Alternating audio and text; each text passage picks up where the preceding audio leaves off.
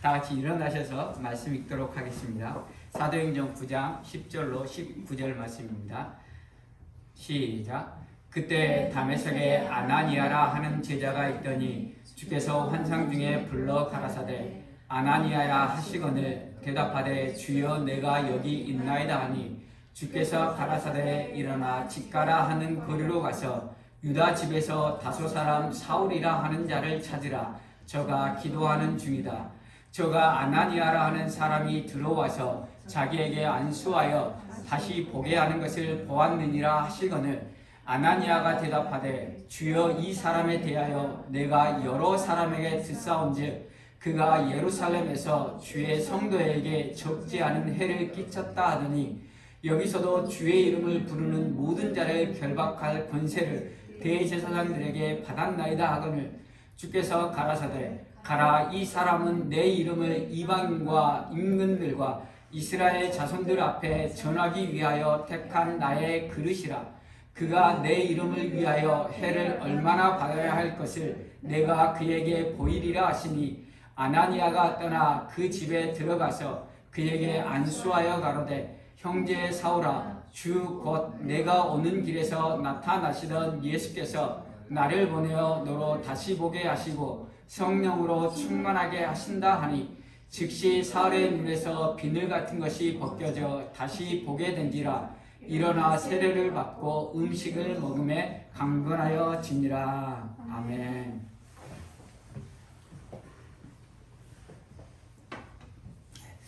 제가 출근하는 길에 하이웨이를 가다가 로컬로 빠지는 길이 있습니다.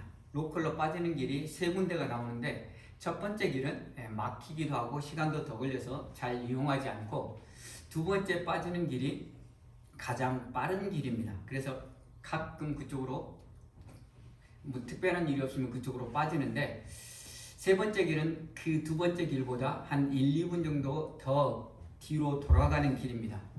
근데 두 번째 길에 문제가 있습니다. 빠지려고 기다리고 있으면 옆에서 사람들이 끼어드는 것입니다. 예전에는 저도 그렇게 많이 끼어들었기 때문에 끼어드는 사람들에 대해서 바쁜 일이 있는가 보다 라고 생각하고 마음을 좀 잡습니다. 그런데 바쁜 사람이 많아도 너무 많습니다. 계속 끼어드는 겁니다. 그래서 내 속에서 한두 사람 끼어들 때는 그래 바쁜 사람이 있는가 보다 하고 하는데 서너 사람 끼어들면 조금씩 이제 안에서 올라오기 시작합니다. 그리고 더 끼어들면 어떻게 합니까? 이제 분이 나기 시작합니다. 그래서 이러면 안 되겠다 싶어서 이제는 아예 두 번째 길을 이용하지 않고 1, 2분 더 늦는 뒤로 돌아가는 길을 선택합니다. 왜냐하면 내 스스로 범죄하지 않기 위해서. 사람이 마음을 조금만 여유를 가지면 우리가 범죄하지 않을 수 있다는 것입니다. 그래서 가능하면 집에서 나올 때 1, 2분 더 빨리 나오려고 생각합니다. 그러면 여유 있게 운전도 할 뿐더러 내 마음에 여유가 있기 때문에 입으로든 내 마음속으로든 범죄하지 않을 수 있기 때문입니다. 신앙의 성장이란 게 바로 이런 것 같습니다. 우리 마음이 조금 더 넓어지고 다른 사람들을 더욱더 포용할 수 있는 마음을 가진 것이 바로 신앙의 성장이라고 생각합니다. 제가 조금씩 신앙이 성장할 수 있었던 이유는 다른 데 없습니다. 말씀을 증거하면서 제가 말씀을 증거하고 나서 버림받지 않기 위해서, 또한 내가 전한 말씀대로 내가 살려고 하지 않으면 저는 사기꾼하고 또 동일한 사람이기 때문에 그러지 않기 위해서 말씀대로 100% 살지는 못하지만 말씀대로 살려고 노력하고 결단하는 그것 위에 하나님께서 은혜 주셨기 때문에 제 삶이 조금씩 그리스도인다운 모습, 신앙이 성장해가는 모습으로 변해간다는 것을 느낄 수 있었습니다. 사랑하는 성도 여러분, 우리가 말씀을 들을 때마다 하나님의 말씀으로 순종할 수 있는 마음이 있기를 간절히 소원합니다. 그래서 그 말씀에 결단하고 내가 그 말씀에 순종하려고 나아갈 때 하나님께서 은혜 주셔서 우리의 삶이 조금씩 더 성숙한 그리스도인, 그래서 내 마음이 조금 더 넓어지고 내 마음이 조금 더 넓어짐으로 이웃을 더 용납하고 받아들이고 용서함으로 인해서 우리가 하나님의 사랑을 보여줄 수 있는 저와 여러분이 될 수 있기를 간절히 소원합니다. 오늘 말씀 가운데서도 하나님의 은혜로 우리의 말씀에 결단하고 나아갈 때 하나님께서 은혜 주셔서 우리가 조금씩 그리스도인다운 모습으로 변화되는 저와 여러분이 되기를 간절히 소원합니다. 우리가 계속해서 사울의 회심 사건에 대해서 살펴보고 있습니다. 사울은 잘 알듯이 사도행전에서 스데반 집사에 순교당할 때 사람들이 옷을 벗어서 사울의 발 앞에 두었더라고 하면서 처음으로 소개된 사람이 사울입니다. 그리고 나서 스데반의 순교로 예루살렘 교회의 핍박이 종교 지도자들과 대제사장들 공식적으로 선언되었을 때 이 사울은 이제 소극적인 사람이 아니라 적극적으로 교회를 핍박하는 데 나섰습니다. 그래서 교회를 짓밟았다라고 이야기하고 있습니다. 사울이 그렇게 했던 이유는 자신의 욕망과 욕심으로 성공의 발판을 삼기 위해서였습니다. 그래서 예루살렘에서 교회를 핍박하니까 예루살렘에 있던 성도들이 유대와 사마리아와 그리고 이방 지역으로 다 흩어져 버렸습니다. 그래서 이제 예루살렘에는 더 이상 핍박할 만한 사람들이 남아있지 않았기 때문에 사울은 대제사장의 공문을 청해서 유대인들이 많이 살고 있는 다메섹으로 가서 그리스도인들 잡으려고 했습니다. 다메섹에 가까이 갔을 때 빛으로 임재하신 주님을 만나고 기세에 등등하게 다메섹으로 들어가려고 했던 사울은 눈을 보지 못하고 사람들에게 이끌려서 다메섹으로 들어가게 되었습니다. 그리고 다메섹에 들어가서 식음을 전폐하고 사흘 동안 그가 금식하며 기도했습니다. 이 사흘의 시간이 지난주에 말씀드렸듯이 멈춤의 시간이었고 이 멈춤의 시간을 통해서 사울은 자신이 가야 될 길에 대해서 분명하게 깨닫게 되었습니다. 그 가야 될 길을 오늘 보여주는 것이 바로 15절 말씀입니다. 주께서 가라사대 이 사람은 내 이름을 이방인과 임금들과 이스라엘 자손들 앞에 전하기 위하여 택한 나의 그릇이라. 사울은 이제 하나님을 위한 그릇으로 선택되었다는 것입니다. 무언가 선택되고 선택받기 위해서는 조건이 필요합니다. 제가 대학교 4학년 때 취업을 하기 위해서 특별히 대기업에 취업을 하기 위해서 거기에 맞는 스펙을 준비를 했습니다. 대기업에 들어가기 위해서는 토익 점수가 필요하고 성적도 필요하고 그리고 플러스 요인으로 해외 배낭여행을 했던 사람들을 선호한다는 이야기를 들었습니다. 그래서 해외에 배낭여행도 다녀왔습니다. 그래서 대기업에서 원하는 스펙들을 다 준비했습니다. 그러나 결과는 IMF가 터져서 모든 대기업들이 임용을 취소를 했습니다. 이것은 그냥 이야기하는 거고 무언가 선택받기 위해서는 무언가 조건이 필요하다는 것입니다. 하나님의 백성으로 선택되기 위해서는 어떠한 조건이 필요할까요?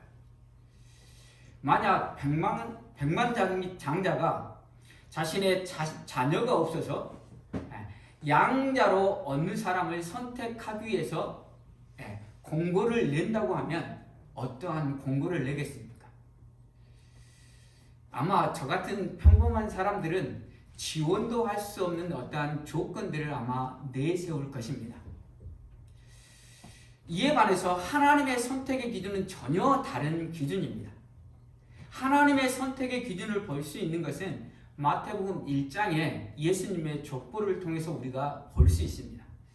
예수님의 족보에 5명의 여인들의 이름이 나옵니다. 누군지 혹시 아시나요? 다말이 나오고요. 룻이 나오고 라합이 나오고 그 다음에 우리아의 아내라고 표기되어 있는 밧세바가 나오고 그리고 마리아가 나옵니다. 마리아를 제외하고 다말은 누구입니까? 다말은 첫 번째 결혼했던 남편이 죽자 그 남편의 동생과 결혼했는데 그 남편의 동생도 죽었습니다. 그러자 유다가 자신의 막내 아들마저 죽임을 당할까 봐 주지 않자 시아버지를 속이고 시아버지의 아이를 잉태했던 여자가 다말입니다. 그리고 라합은 누구입니까? 여리고에 살았던 기생입니다. 룻은 누구입니까? 룻은 이방 여인으로 과부로 왔습니다. 이방 여인은 이스라엘 백성의 족보에 들어갈 수가 없는 여인입니다. 그러면 우리아의 아내라고 기록되어 있는 밧세바는 누구입니까? 다윗과 통관했던 여자입니다. 마리아를 제외하고 이 4명의 여자는 흠 많고 죄 많은 사람들, 죄 많은 여인들이 기록되어 있다는 사실입니다. 하나님의 자녀의 선택의 기준은 세상의 선택의 기준과 전혀 다르다는 것입니다. 세상의 백만장자가 자신의 후계자를 위해서 양아들로 삼기 위해서 세우는 조건과 전혀 다른 조건이라는 것입니다. 하나님의 선택의 기준은 죄인들을 선택하신 것입니다. 그렇기 때문에 하나님의 선택을 받았다는 것은 하나님의 은혜가 아니고서는 도저히 설명할 수 없다는 사실입니다. 하나님이 은혜로 나 같은 죄인을 선택하셔서 하나님께서 구원을 베풀어 주셨다는 사실입니다. 그 은혜 앞에 사울은 늘 감사하며 찬양하며 영광 돌렸다는 사실입니다. 사울이 하나님을 대적할 때 하나님의 교회를 짓밟고 하나님을 믿는 그리스도인들을 잡아 죽이던 그때 자신을 선택하고 구원해 주신 하나님의 놀라운 은혜를 사울은 깨달아 알았기 때문에 사울은 늘 그것에 감사하며 영광 돌릴 수 있었다는 사실입니다. 사랑하는 성도 여러분, 우리가 누구입니까? 우리는 죄인입니다. 그러나 하나님의 은혜로 우리를 선택하시고 우리를 구원하여 주셨다는 사실입니다. 그러나 이 하나님의 은혜를 우리가 망각할 때 우리는 또다시 죄를 지을 수밖에 없는 존재로 타락할 수밖에 없는 존재가 될 수밖에 없다는 사실입니다. 그래서 우리가 죄를 짓지 않기 위해서 늘 해야 하는 것 중에 하나가 늘 하나님의 말씀을 묵상하는 것입니다. 늘 하나님의 말씀 묵상을 통해서 내가 얼마나 큰 죄인이었는지, 내가 얼마나 큰 죄를 짓고 있는지를 깨달아 아는 것입니다. 그래서 하나님의 말씀을 들을 때, 하나님의 말씀을 읽고 묵상할 때 우리가 기쁘기만 한 것이 아니라 때로는 우리 가슴에 비수처럼 아픔으로 다가와야 한다는 것입니다. 히브리서 4장 12절에 보면 하나님의 말씀은 살았고 운동력이 있어 좌우에 날선 어떤 검보다도 예리하여 혼과 영과 및 관절과 골수를 찔러 쪼개기까지 하고 또 마음의 생각과 뜻을 감찰하시나니 하나님의 말씀이 우리의 죄를 드러낸다고 생각하면 참으로 부끄럽고 민망하고 우리의 가슴이 아플 수밖에 없다는 것입니다. 관절과 골수를 찌르고 쪼개기까지 하는 그 말씀의 아픔을 말씀을 통해서 느끼라는 것입니다. 내 죄를 깨닫고 내 죄를 깨달을 때 그 아픔을 느껴보라는 것입니다. 그리고 나서 그 아픔으로 끝나는 것이 아니라 그 아픔을 넘어서 우리의 죄를 용서해 주시는 주님을 만날 수 있기 때문입니다. 가끔 아이들이 무언가 큰 잘못을 하면 아이들의 표정이 어떻습니까? 만약에 큰 유리를 깼습니다. 그리고 나서 그 아이의 표정은 혼날까봐 겁에 질려 있습니다. 그때 부모가 괜찮아 라는 그 한마디를 해주면 아이의 얼굴이 기쁨으로 변화됩니다. 말씀이 바로 이와 같습니다. 말씀을 읽을 때 우리가 얼마나 큰 죄인지를 깨달을 때는 고통스럽고 아프고 민망하고 내 죄가 낱낱이 드러나는 것에 참을 수 없는 어떠한 부끄러움이 있지만 주께서 우리의 죄를 용서해 주신다는 그 말씀을 받았을 때의 기쁨은 그 어떠한 것과도 비교할 수 없는 기쁨이라는 사실입니다. 사랑하는 성도 여러분, 나 같은 죄인 선택하셔서 구원하신 하나님의 은혜를 늘 기억할 수 있기를 바랍니다. 늘 말씀 묵상과 기도를 통해서 내가 얼마나 큰 죄인인지를 늘 깨달아 알 수 있기를 바랍니다.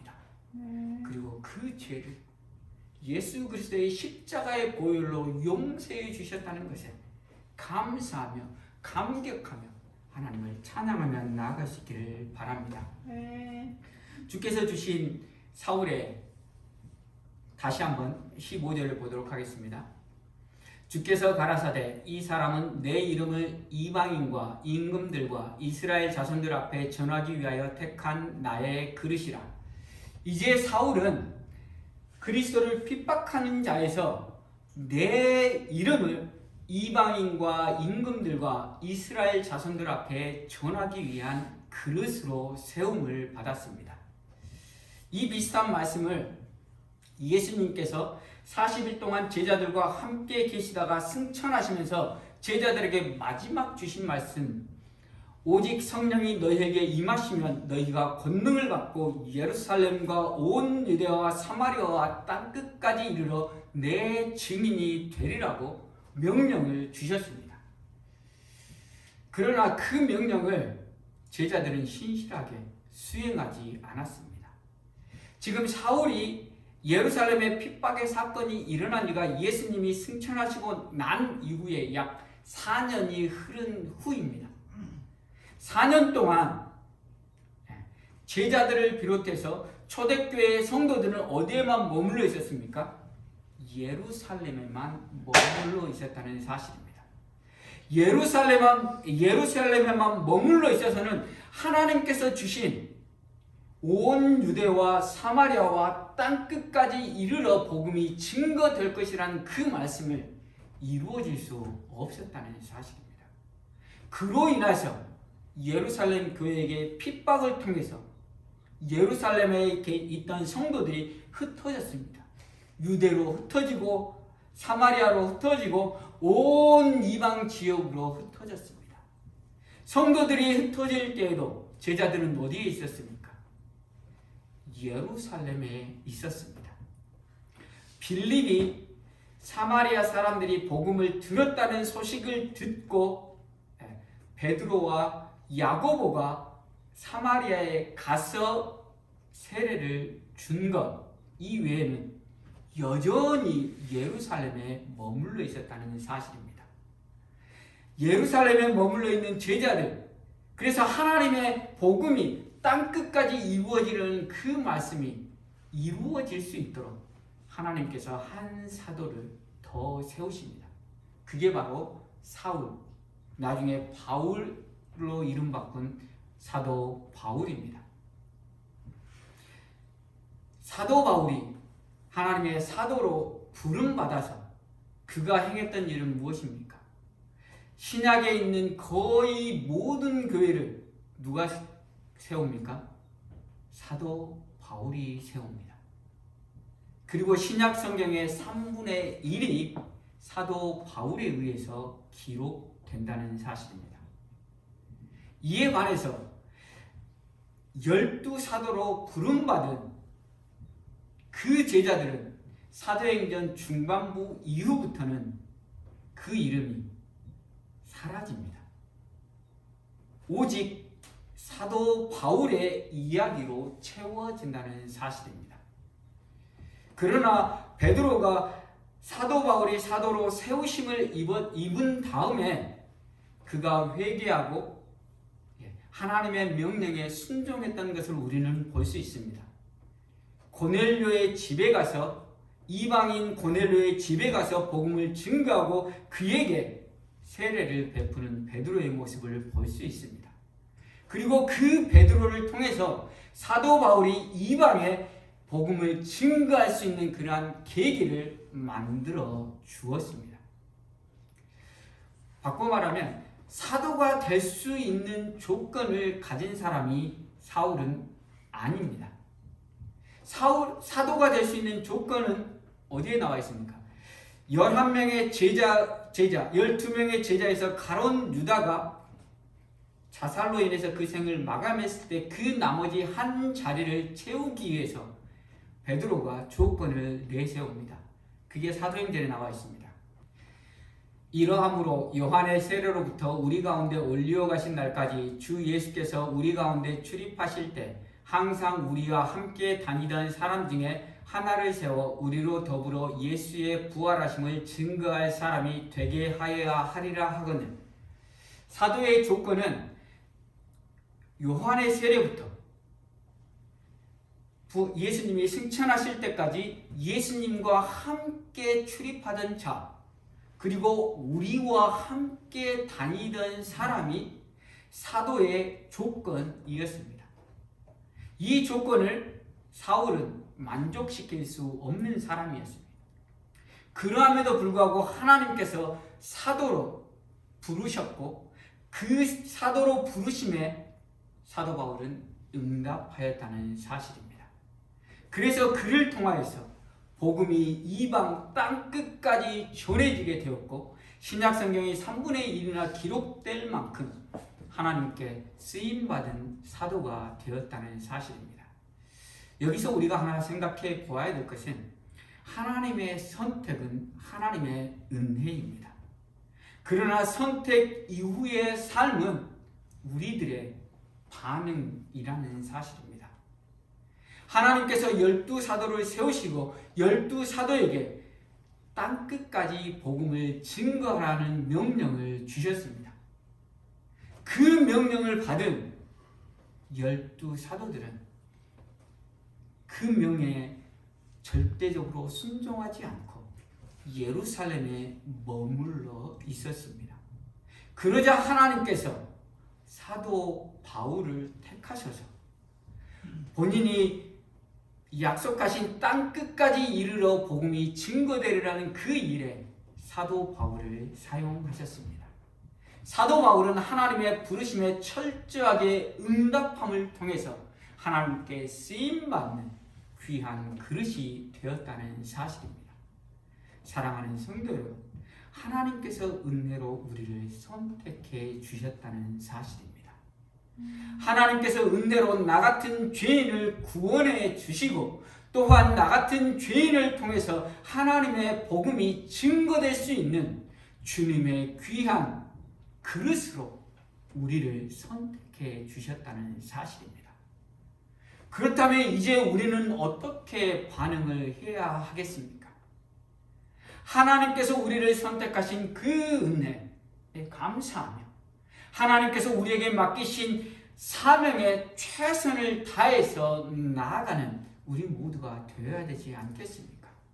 땅끝까지 이르러 복음을 증거하라는 그 말씀을 우리가 이루며 살아야 되지 않겠습니까? 땅끝은 어디입니까?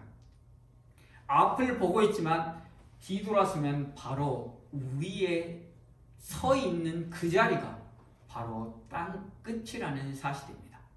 우리의 삶의 현장에서 하나님의 복음을 증거하는 자, 하나님의 사랑을 보여주며 그것을 증거하는 자의 삶을 살아야 되는 것이 바로 우리의 목이라는 사실입니다. 만약 하나님의 선택을 통해서 하나님의 은혜로 구원받고 하나님의 귀한 그릇으로 쓰임받는 자로 선택되었음에도 불구하고 우리가 그것에 응답하지 않을 때 우리의 귀한 그릇이 다른 사람에게 옮겨질 수밖에 없다는 사실입니다. 구약 성경에 오늘 본문에 나오는 사울과 동일한 이름을 가진 사람이 있습니다. 바로 사울 왕입니다. 사울 왕이 하나님의 은혜로 이스라엘 백성의 왕으로 선택되었습니다. 하나님의 은혜로 이스라엘 왕이 된 사울 왕은 자신의 그 왕된 권력의 노예가 되어서 결국은 하나님께 버림받고 그 사울 왕의 왕위를 다윗에게 넘겨줄 수밖에 없게 되었다는 사실입니다. 하나님께서 우리를 선택하신 건 은혜이고 그 선택된 은혜에 따라서 반응하는 우리의 삶을 통해서 하나님이 그 구원의 역사를 이루어 나가신다는 사실입니다.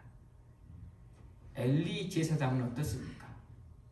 엘리 제사장은 마지막 사사로서 이스라엘의 영적 지도자로 하나님이 세워주셨습니다. 그러나 자신의 욕망에 이끌려 사는 삶으로 인해서 자신의 몸이 비대해질 정도로 하나님 앞에 범죄했던 엘리였습니다. 그래서 그 마지막이 어떻게 되었습니까? 그 마지막은 자신의 두 아들이 전쟁에서 죽었다는 소식을 듣고 깜짝 놀라 넘어져서 목이 부러져 죽음 당했습니다. 사울 왕은 전쟁터에서 자기가 자기 스스로 목숨을 끊어서 그 생을 마감했다는 사실입니다. 하나님께서 우리를 선택하신 건 은혜입니다. 그리고 그 은혜에 반응해서 그 은혜를 누리며 하나님의 귀한 그릇으로 쓰임받는 것은 우리의 몫이라는 사실입니다. 다윗 왕은 하나님의 은혜로 왕이 되었고 그가 끝까지 하나님을 바라봄으로 말미암아 끝까지 하나님의 종으로 하나님의 가게 예수님께서 오시는 그 길을 준비하는 자로 쓰임받았다는 사실입니다. 어떻게 다윗 왕이 끝까지 쓰임받을 수 있었겠습니까? 그것은 다윗 왕이 늘 하나님께서 자신에게 베푸신 은혜들을 기억하고 감사하고 찬양하며 대적들이 나타날 때 하나님께 도우심을 구하며 기도하며 또한 자신이 범죄했을 때 하나님 앞에 회개의 기도를 드렸기 때문입니다. 그것을 잘 알 수 있는 것이 우리가 시편을 통해서 잘 알 수 있습니다. 시편은 150편으로 기록되어 있는데 거기에 절반 가까운 73편이 다윗이 기록한 시입니다. 시 한 편을 기록하기 위해서는 최소한 서너 번, 많게는 수십 번을 반복해야지만이 시 한 편을 지을 수 있을 것입니다.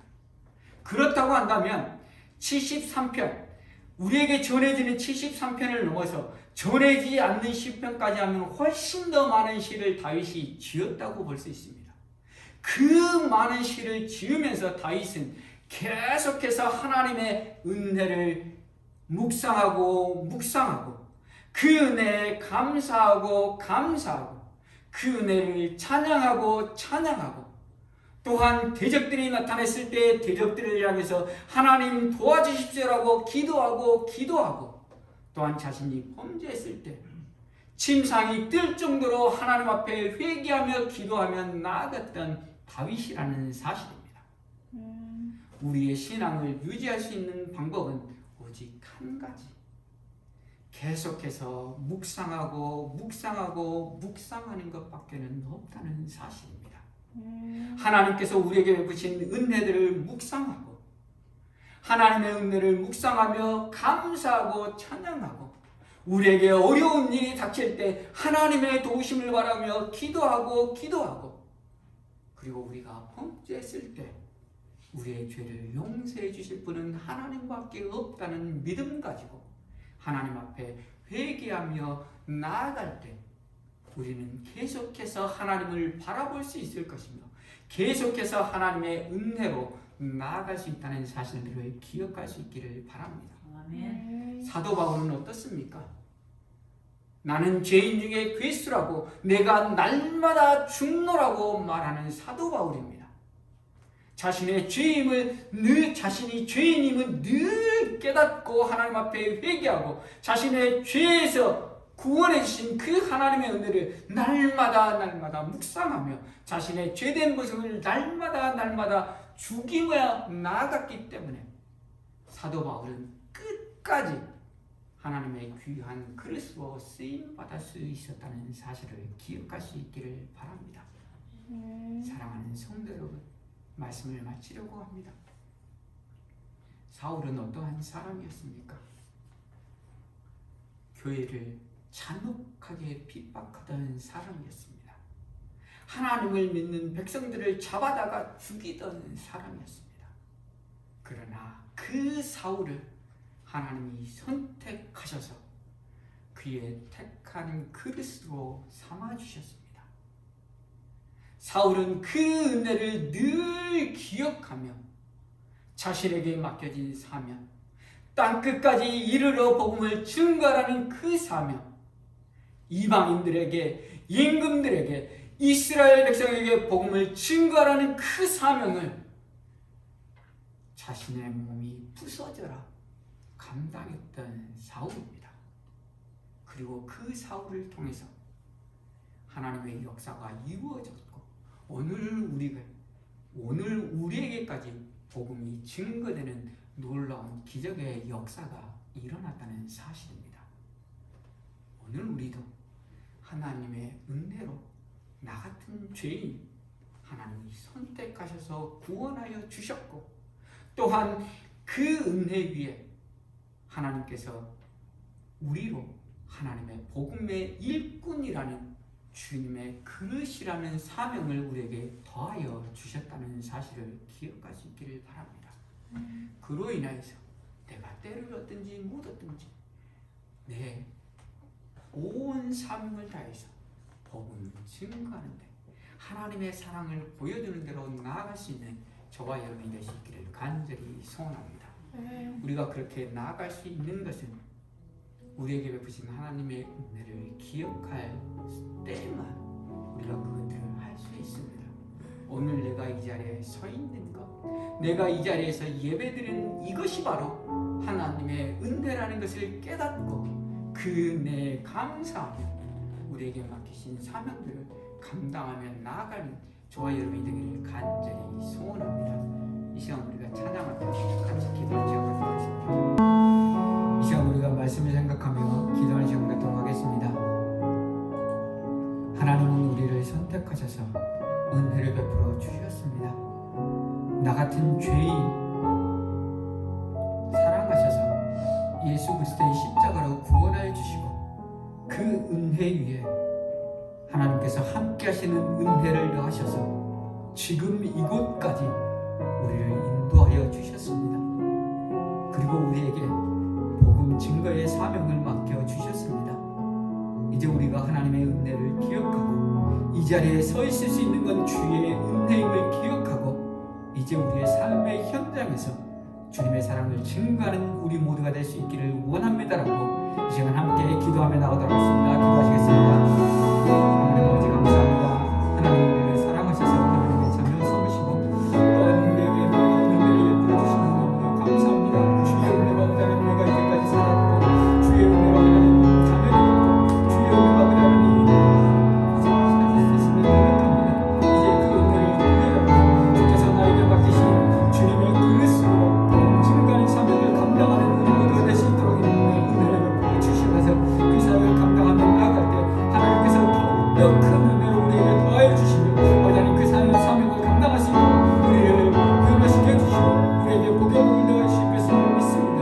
하나님 도우시고 하나님 인도하시고 붙들어 주시고 인도하여 주시옵소서. 하나님 감사합니다. 나 같은 죄인 선택하셔서 십자가의 보혈로 용서해 주시고 구원하여 주시니 감사합니다. 그 은혜 위에 나의 삶에 늘 동행하여 주시는 은혜를 베풀어 주셔서 지금 이 자리에서 예배할 수 있도록 은혜를 주시니 감사합니다. 이제 우리가 주께서 주신 은혜를 기억하고 주께서 맡긴 사명을 감당하는 우리 모두가 될 수 있도록 은혜를 베풀어 주시옵소서. 주님이 택한 그릇으로 복음을 증거하는 사명을 잘 감당하게 하여 주시옵소서. 사울은 자신이 하나님을 대적할 때 주를 믿는 자들을 핍박하고 죽음으로 내몰 그때에 하나님께서 자신을 선택하여 주셨다는 그 은혜로 말미암아 주께서 맡기신 사명은 자신의 몸이 부서져라 최선을 다해서 감당했다는 것들을 우리가 보았습니다. 아버지 하나님, 주께서 우리에게 베푸신 은혜를 기억하게 하시고 그 은혜로 우리의 삶에 최선을 다해서 하나님의 사랑을 증거하며 예수가 그리스도임을 선포하는데 우리를 사용하여 주시옵소서. 그렇게 나아갈 때 하나님께서 은혜를 더하실 걸로 믿고 감사하며 예수 그리스도 이름으로